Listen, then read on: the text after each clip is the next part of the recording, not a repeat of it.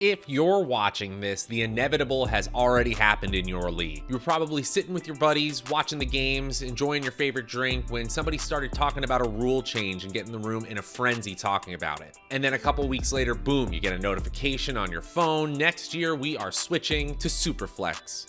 Now what? Of course, the quarterback has just become much more valuable in your fantasy league. And naturally, we're going to have to change all of our player values and draft strategies. And to be honest, employing these strategies can look a little bit different than the strategies you're used to if you're new to Superflex. People will really start to value certain positions very differently at different points in the draft, and that means that the variability, the range of outcomes for where players get picked gets larger in Superflex drafts. There are almost always inefficiencies that we can exploit, and that's the point of today's video. So let's dive in. I'm Matt Savoca from Stokastic.com, and today I'm bringing you my 2022 Superflex Fantasy Football Draft Strategy. I'm talking about everything you need to know from a macro and micro perspective, and I'm talking about my top targets in each tier for the quarterback position. And make sure to stick around to the end because I've got a great offer from Stokastic and our friends at Underdog Fantasy as well. Let's get into it.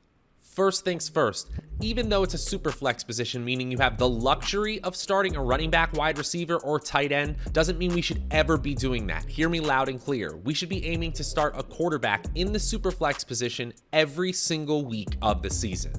No ifs, ands, or buts, no galaxy brain options. If you've seen it work before, I guarantee you it was randomness. QB or bust in the Superflex spot. Seriously, we should never be in a situation where we don't have a viable second quarterback to start in that position, which means we're going to be taking 3 quarterbacks at minimum in our drafts because of the bye weeks. Not only is the quarterback the most consistent position from a scoring standpoint in fantasy football, it's also the highest scoring position, which naturally eliminates the reason we so highly regard flex players in a typical fantasy football draft. With every team able to start 2 quarterbacks, the same positional scarcity that applies to running backs and wide receivers at the top of the draft absolutely applies to quarterbacks as well. And quarterbacks, due to the protections from both their team's game plans and the league, actually get injured at a much lower rate than their high ADP running back and wide receiver counterparts. Every single Superflex and 2 QB draft you do this year, expect the top tier players like Josh Allen, Patrick Mahomes, Lamar Jackson, Justin Herbert, and Kyler Murray to go within the top 20 picks. They'll often go within the top 10.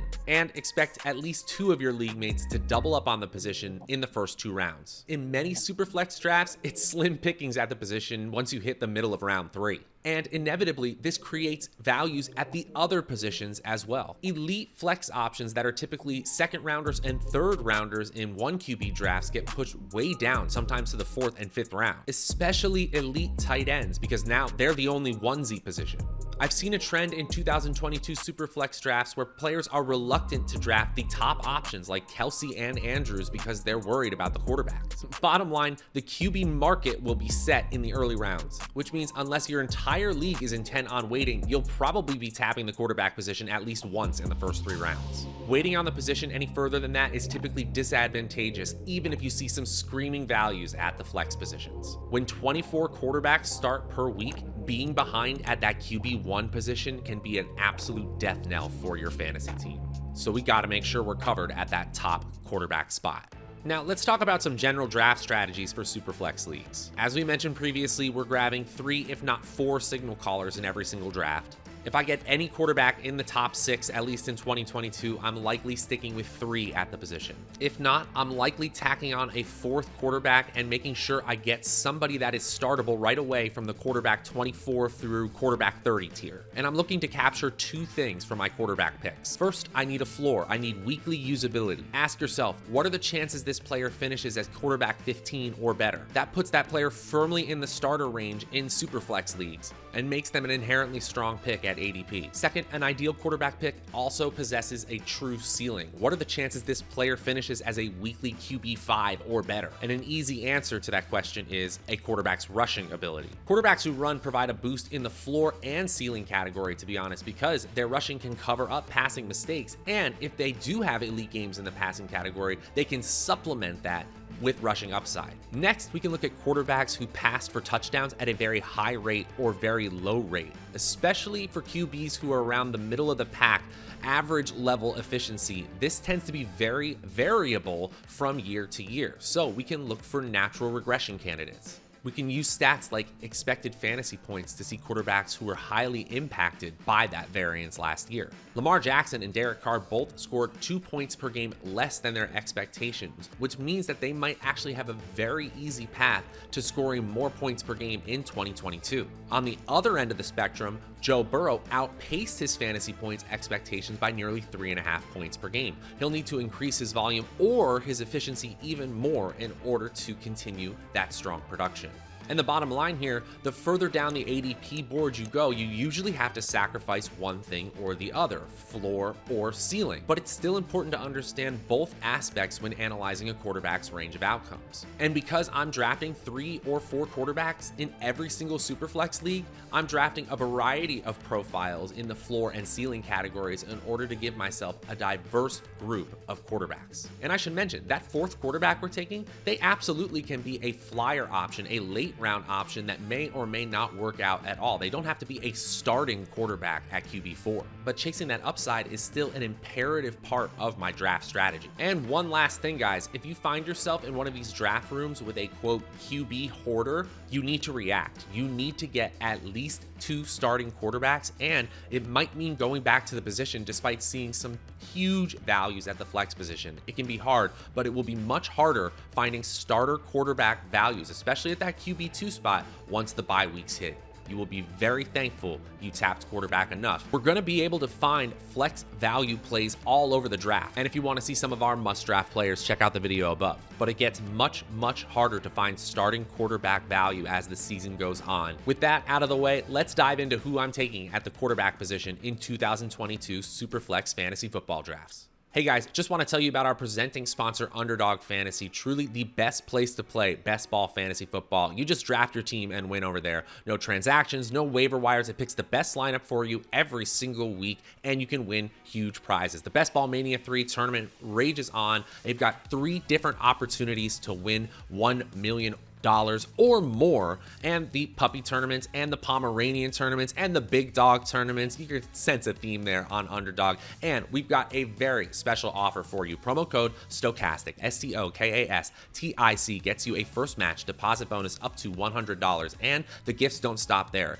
If you are a new customer and you sign up for a Stokastic account with that same email address as you did on Underdog, you will get a free Stokastic Best Ball Draft Kit, absolutely free, a $70 value, and it's got our fantasy football rankings as well. Again, that's promo code Stokastic, Stokastic.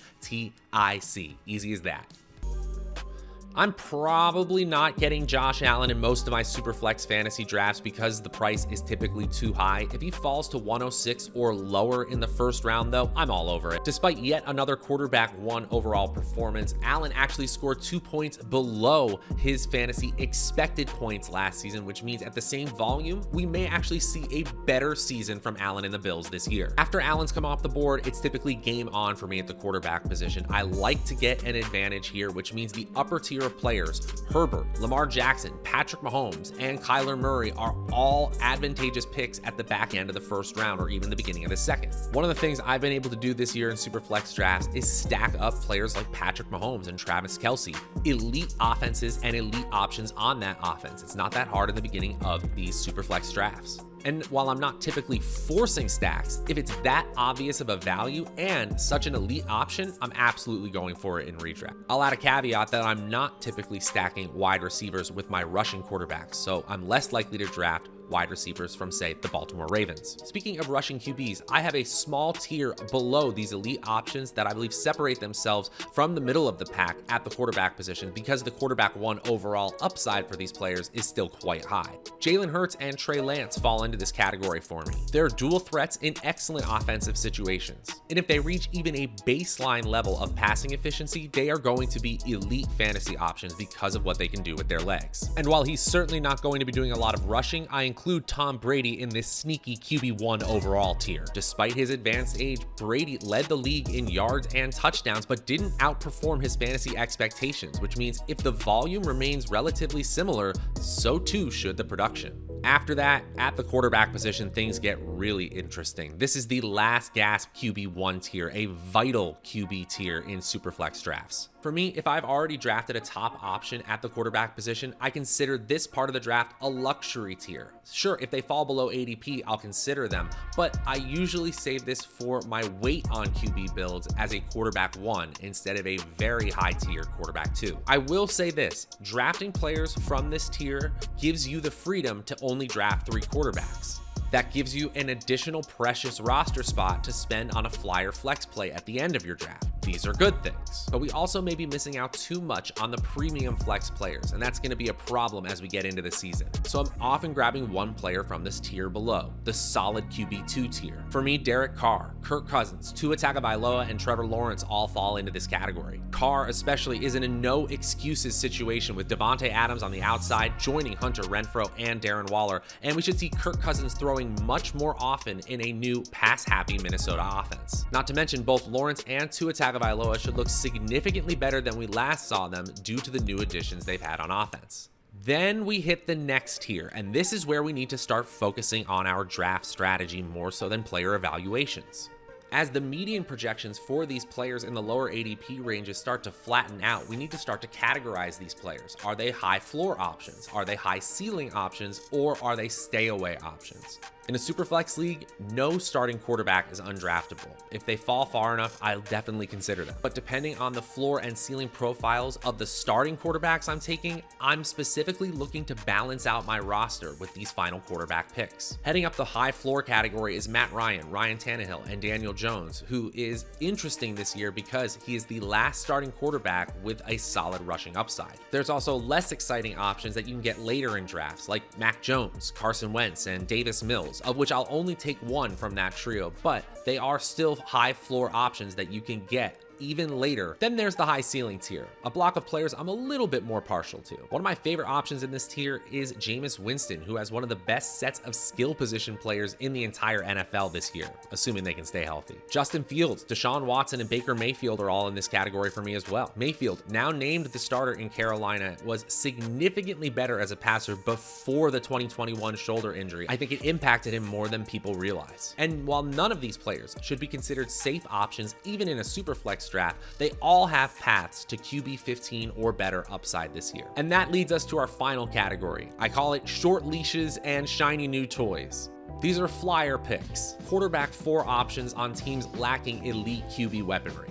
For me, both Mitch Trubisky and Kenny Pickett fall into this category, as the Pittsburgh offense still has a large swath of talent on offense. And no, it's not insane to take both players as your quarterback 3 and 4. You're going to get a starter every week. Maybe even more interesting to me is Marcus Mariota of the Atlanta Falcons. Many throughout the fantasy community are intrigued by the rushing upside of Desmond Ridder, the 2021 mid-round draft pick. But Mariota has a ton of rushing upside himself and can often be drafted outside the top 30 quarterbacks. He's got decent options to pass to, like Drake London and Kyle Pitts. And assuming he holds off Ridder at least for one season, he could return a really solid value at ADP.